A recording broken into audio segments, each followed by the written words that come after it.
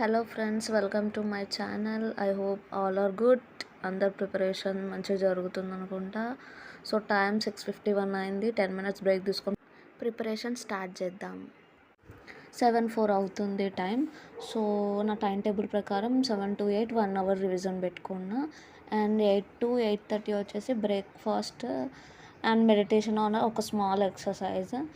And 8:30 to 10:30 2 hours moment classes ఒక session అండి. After 3 hours ఒక 30 minutes బ్రేక్ పెట్టుకున్నాను. ఆఫ్టర్ బ్రేక్ మళ్ళీ 11 to 1 మూమెంట్ క్లాసెస్ విన్నది మళ్ళీ చదువుతా.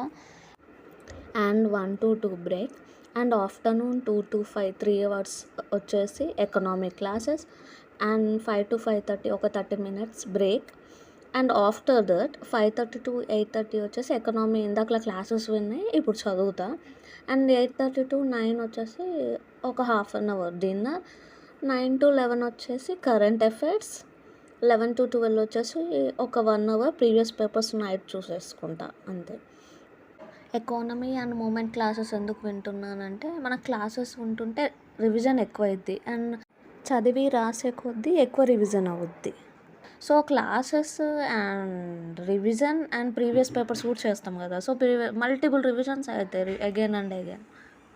సో గ్రాస్పింగ్ పవర్ ఎక్కువ ఉంటుంది అన్నమాట.